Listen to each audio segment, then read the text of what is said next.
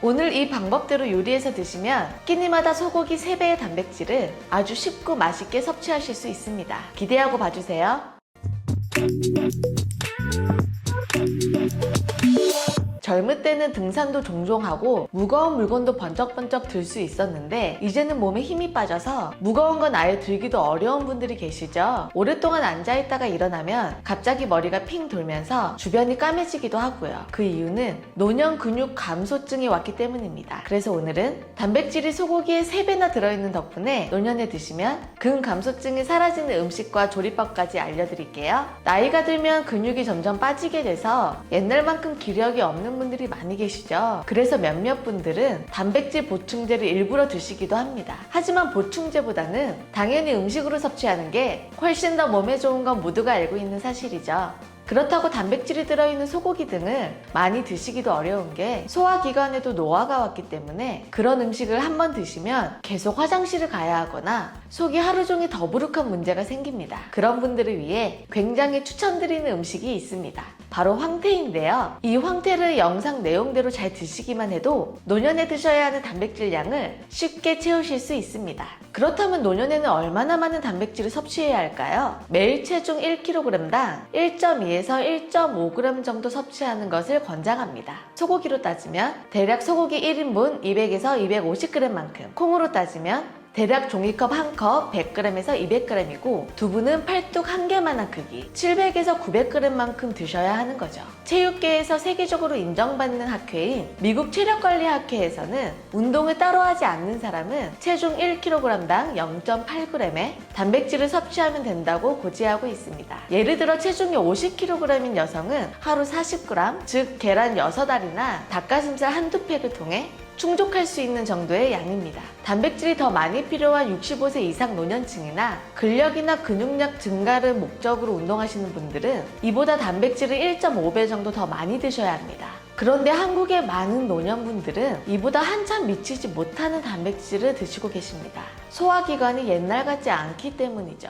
10명 중에 7, 8명은 단백질 섭취가 부족하다고 합니다. 그래서 이런 분들에게 아주 추천드리는 음식이 있습니다. 바로 황태입니다. 부담스럽지도 않고 소화도 잘 되면서 같은 양의 소고기보다 훨씬 저렴합니다. 황태 100g에는 단백질 80g이 들어있습니다. 황태 한 마리가 소고기 1인분보다 더 많은 단백질이 있는 거죠. 그러니 하루에 황태 50g에서 100g만큼만 드셔도 건강에 문제가 없어집니다. 그런데 이 황태는 단백질 보충에만 효과가 있는 게 아닙니다. 노년에 드시면 크게 3가지 좋은 점이 있는데요. 바로 뇌 건강, 혈관 건강, 면역력 증가 및 노화 방지입니다. 첫째로 뇌 건강에 좋습니다.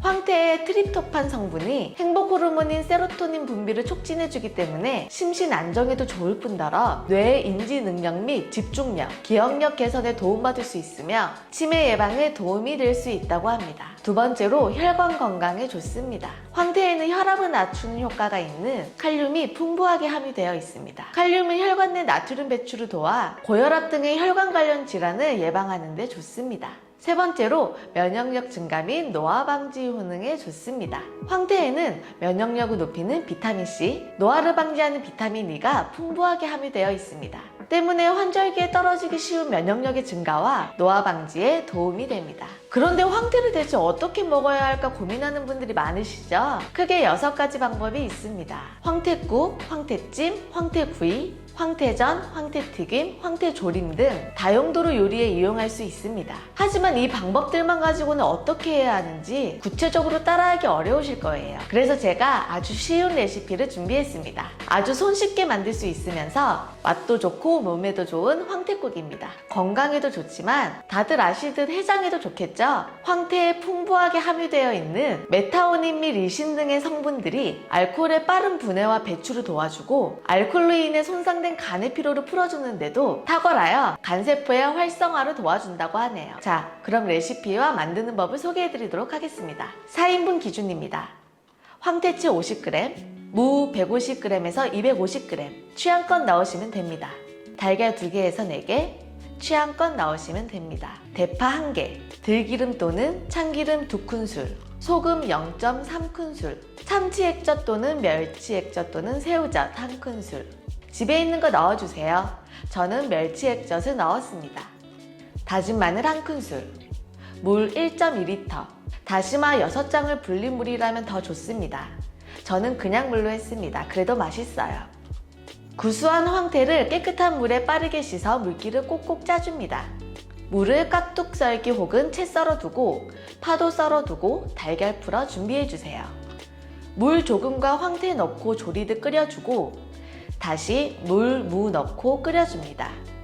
한 번 더 물, 대파, 멸치 액젓, 소금, 마늘 넣고 끓이다가 달걀물을 뿌려주면 끝입니다. 비린맛이 싫으신 분들은 달걀물에 미림 0.5큰술 넣어주세요. 저는 넣지 않았는데도 전혀 비리지 않고 맛있었습니다. 여기서 팁이 있다면 진하게 드시고 싶다면 국간장 1큰술 넣어주시고요. 시원하게 해장하고 싶으시다면 콩나물 넣어주시고 두부도 넣으시면 맛있습니다. 도움이 되셨다면 구독과 좋아요, 알림 설정까지 해주세요. 그럼 지금까지 건강 레시피의 다뉴리였습니다. 감사합니다.